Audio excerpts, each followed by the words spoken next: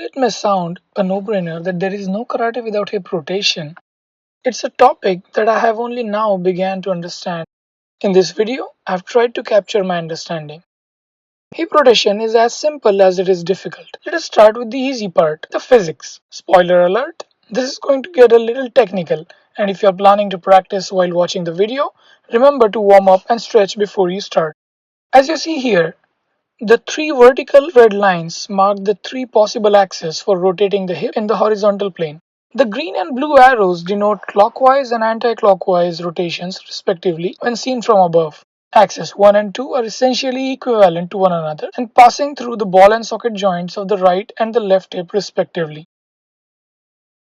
Axis 3 represents the more familiar rotation through the center of the hip joint. It is also much easier to start using for early karateka. It looks like this. As you can see, hip rotation about axis 3 causes equal movement of both arms, along which are the most usual points of contact for defensive and offensive karate techniques. A caveat is that my knees tend to cave inwards alternately, and in order to protect the joints, I have to control my knees deliberately so that they only move front and back. Rotation about axis 1 and 2 is just as easy, but it feels unfamiliar and appears counterintuitive. But they are important to learn for karate techniques, where you want one arm to experience a larger movement, and that's a lot of techniques, if not most. Also, the feeling of caving inwards is even more pronounced for the knee away from the axis of rotation. In zenkutsu dachi, axis 1 and 2 take the form of axis about the front leg or the rear leg. When rotating about the hip of the front leg, I am bending the back knee and opening it up to one side. This is important for maintaining the horizontal plane of hip rotation for maximum effect. However, I try not to change the position of the back foot. This is to ensure good balance and to keep my knees pointing as forward as possible. Arguably, I believe that most karate techniques done from zenkutsu dachi should benefit from rotating about this axis.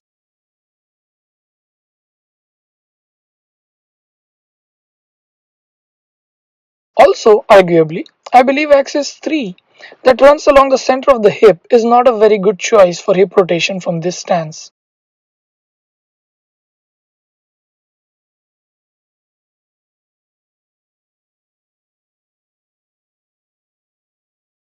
Last one for zenkutsu dachi is rotation about the hip of the rear leg. This movement may look familiar from a technique in the Heian Nidan kata and is possibly the only application for this axis.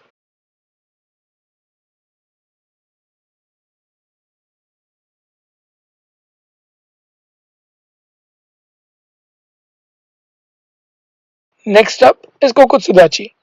In the Shotokan back stance, the axis of rotation about the rear leg tends to break the stance, though it may have a limited application for transitioning into a cat stance, for example, but not for any techniques in kokutsu dachi itself.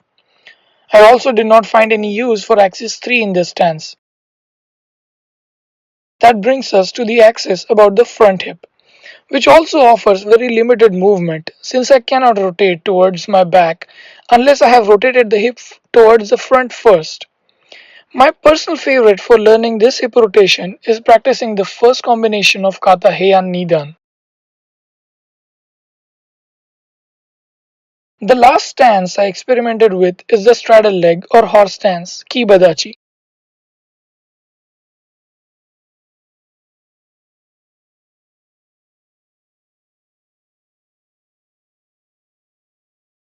Although rotation about all three of the axes feels similar to that in the natural stance at the start of the video, I cannot recall many applications for axis 1 and 2.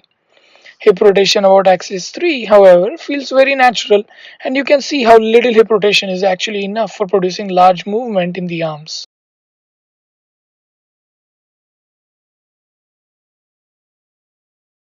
In conclusion, this video records the single hip rotations about three different axes that can be used for performing karate techniques.